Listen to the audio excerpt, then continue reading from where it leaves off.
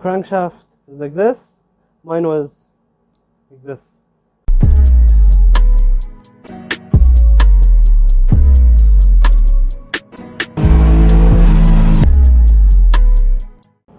I would say I already own my dream car. It has always been my dream car, but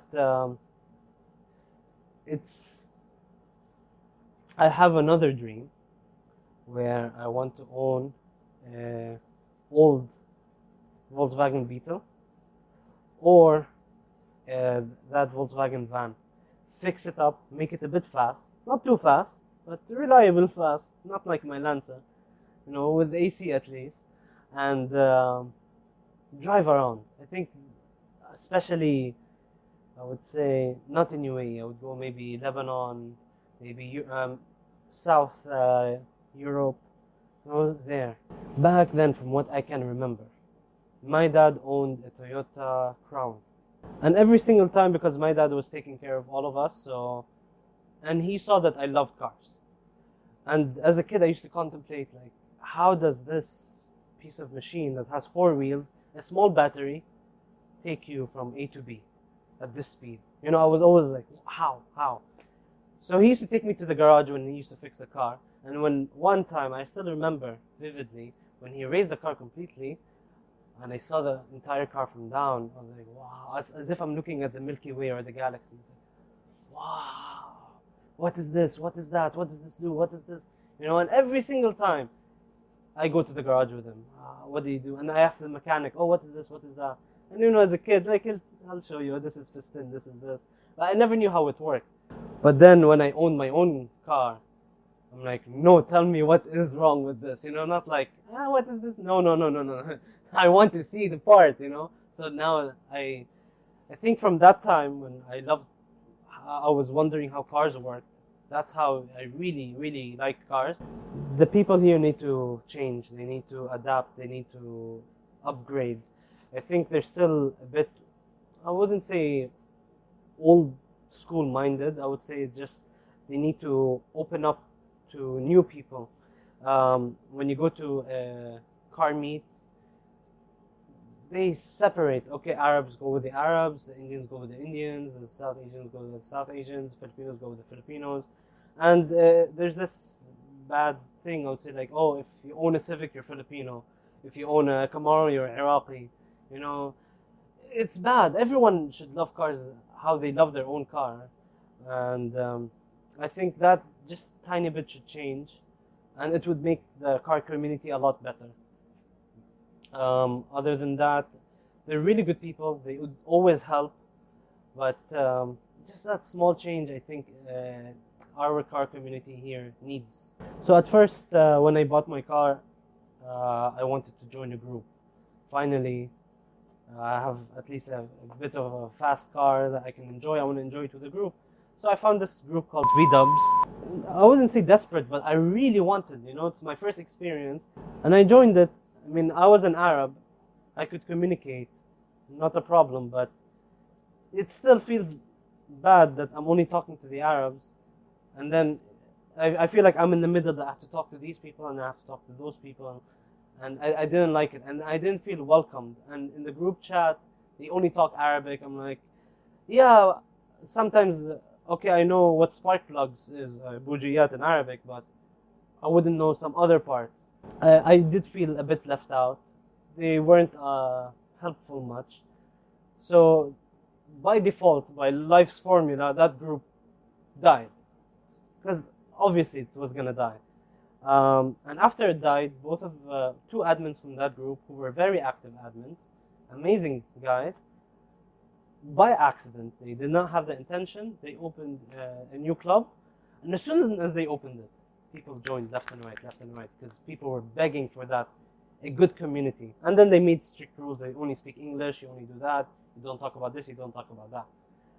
And from there, we were, I think, 40 people in the club, but we knew each and everyone by name. We knew where everyone was living. So we felt very close and we knew everyone by name.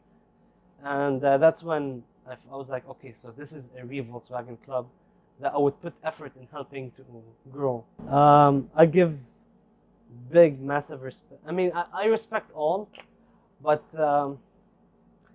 it's a hard decision between German and Japanese. It all depends, I think, on where I am, what time, what location, what I've been experiencing in life. I would go with either German or Japanese, but I wouldn't go for an American. I respect American, but I don't think it's my thing. I think that if I have a specific personality that suits American, I would go for an American, but I think my personality is going towards Japanese or German, because Japanese, they're perfectionists, and Germans squeeze the best out of the worst.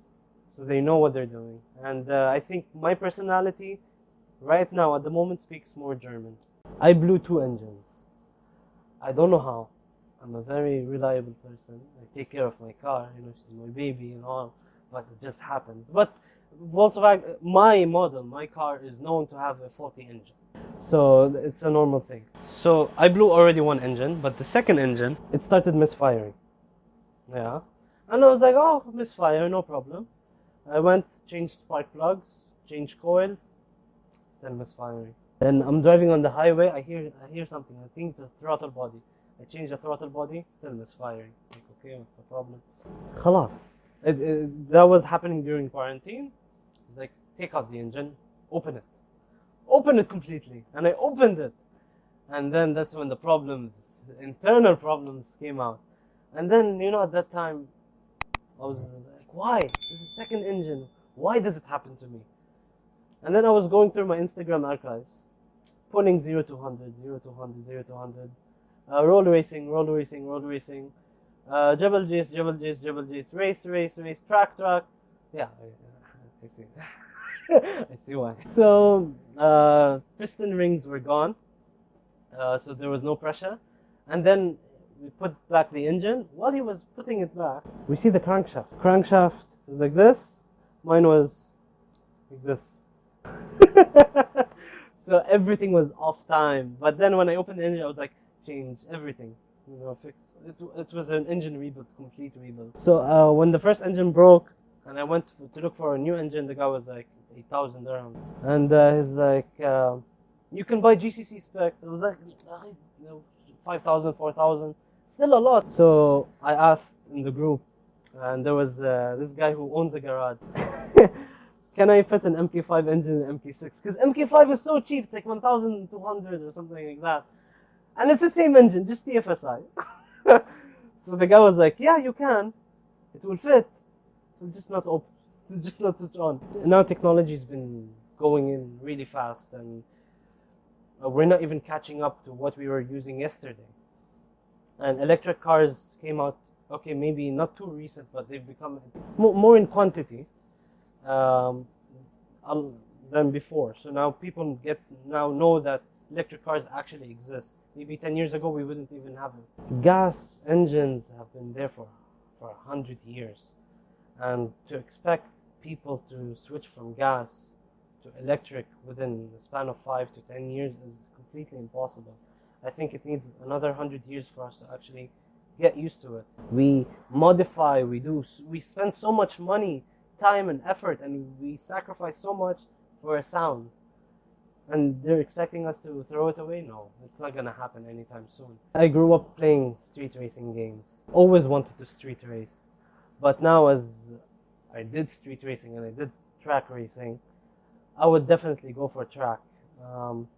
Street has more risk, more fun, I would say. But I think you get a lot more in track, because in track you'll know the turns, you know the speed, you know the time, you know the lap time, you know what you did wrong, what you did right. Everything is monitored, and you're in a controlled environment. And if something happens, there are some people there to help you. My poster car was a Lamborghini Countach. At first it was on a CD, and then I was like, no, it's a poster. I wouldn't expect myself to be in front of the camera doing this. I think it's very important to have such a channel, especially here in the Middle East. We need a lot more content. There are a lot of beautiful stories. There are 8 billion people in this world, and there are 8 billion stories. So we have so many stories to tell. Every story is different than the other. No story is identical.